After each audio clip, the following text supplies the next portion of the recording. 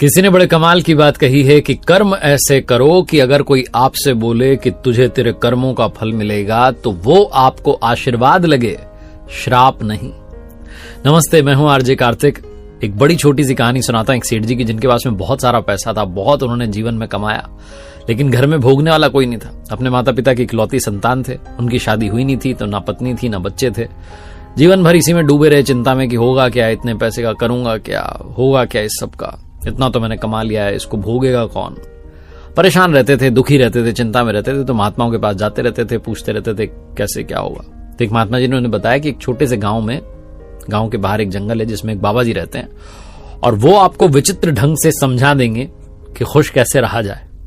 तो इनको बात जम गई, उन्होंने कहा ठीक है मैं जाता हूं उस गांव में। तो उस गांव में पहुंचे, गांव वालों से पूछा तो उन्होंने बताया सामने जंगल दिख रहा है, वहां पर जंगल में बाबा जी बैठे रहते हैं। अगर ध्यान में हो तो आप उन्हें परेशान मत करना, ध्यान में ना बैठे हो, समाधि में ना हो तो आप जाकर के बात कर लेना, उनको ज्यादा परेशान मत करना, लेकिन वो कई बार बिगड़ भी जाते हैं, गुस्सा भी करते हैं। तो सेठ जी अपनी कार में थे, पहुंच गए उस जगह पर जहां बताया गया था। कार में अपने साथ एक बैग लेकर के आए थे, जिस बैग में उन्होंने अब तक जितना कमाया सब रखा हुआ था, ज्वेलरी थी, पैसे थे। जाकर के वो बैग जो था बाबा जी के चरणों में रख दिया और कहने लगे बाबा जी मुझे बताइए कि खुशी मिलेगी कहाँ, मैं परेशान हो गया हूं, मुझे फॉर्मूला बताइए, मैं सुख जो है नहीं ढूंढ पा रहा हूं, सुख का एक क्षण मेरे जीवन में नहीं है, मैं परेशान हो गया, मेरे पास सब कुछ है, इतना कमाया मैंने, लेकिन परिवार में कोई है नहीं जो इस सुख को भोगेगा, मुझे समझ ही नहीं आता होगा क्या। बाबा जी ने सारी बात सुनी, उसके बाद वो जो बैग था उसको उठाया, आओ देखा ना ताओ, दौड़ने लगे गांव की तरफ।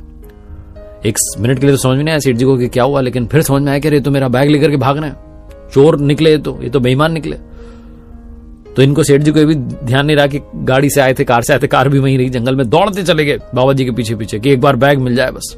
सेठ जी के दिमाग में चल रहा था कि कहीं गांव में कोई ऐसा घर तो नहीं जिसमें ये बाबा जी जाकर के इस बैग को छुपा देंगे और बाद में फिर पैसा वैसा निकाल लेंगे। तो बहुत कुछ उल्टा उल्टा चल रहा था, चिल्लाते जा रहे थे बेईमान बाबा, ये वो चोर बाबा, ये वो है।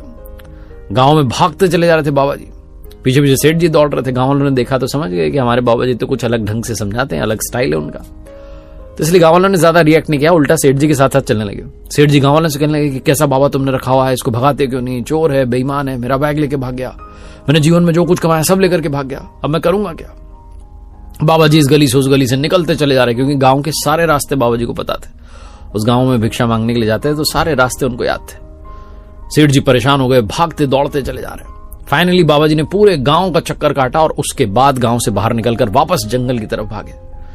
सेठ जी ने देखा तो बैग बाबा जी के हाथ में था। सेठ जी को लगा चलो कम से कम गांव में तो नहीं छुपाया, लेकिन जंगल में पता नहीं कहां छुपा दे। सेठ जी और स्पीड से भागे, बाबा जी जंगल में कहीं दिखाई नहीं दिए। सेठ जी घूम फिर करके वहां आ गए जहां गाड़ी खड़ी हुई थी, जहां सामने झाड़ी की तरफ बाबा जी बैठे थे। गाड़ी के पास आकर के थोड़ी सांस में सांस आई, तब इन्होंने देखा कि सामने ही झाड़ी के वहीं पर जहां बाबा जी बैठे थे वहीं बैग रखा हुआ है। बिना देरी के दौड़े और जाकर के बैग को उठाकर के गले से लगा लिया। कहने लगे भगवान मैं दुनिया का सबसे सुखी इंसान हूं, मुझसे खुश कोई है नहीं इस वक्त, आपने मेरी सारी कमाई वापस कर दी, वरना आज तो मैं लुट गया था, सारा पैसा लेकर के वो बाबा भाग जाता। जहां ये बात सेठ जी बोल रहे थे तभी झाड़ी के पीछे से बाबा जी छुपे हुए थे, बाहर आ गए और कहने लगे हो गया ना खुश, मिल गई ना खुशी, अब सबसे सुखी इंसान बन गया, बिना देरी के भागो वरना मैं तुम्हारा बैग लेकर के फिर से भाग जाऊंगा। बहुत छोटी सी कहानी है, लेकिन सार ये समझाता है कि हमारे पास में जो है उसकी हमें कद्र नहीं है। जैसे ही वो हमसे छिनता है, जैसे ही हमसे दूर जाता है, वैसे ही हमें समझ में आता है कि अरे खुशी तो यही थी। जो मिला है उसमें भी खुश रहना शुरू कीजिए, जो प्राप्त हुआ है उसको पर्याप्त मानना शुरू कीजिए। और जीवन में कई बार आपको लगता है कि मेरे पास तो कुछ है ही नहीं, जो मिला है अगर वो दूर चला गया ना तो तुरंत आपको वैल्यू समझ में आएगी, तब आपको लगेगा कि अरे मैं तो सबसे दुखी इंसान हो गया। तो जो खुशियां आप तक पहुंची हैं उनका भी लुत्फ उठाना शुरू कीजिए। एक बार फिर से वही बात जो अक्सर आपसे कहता हूं, कर दिखाओ कुछ ऐसा कि दुनिया करना चाहे आपके जैसा।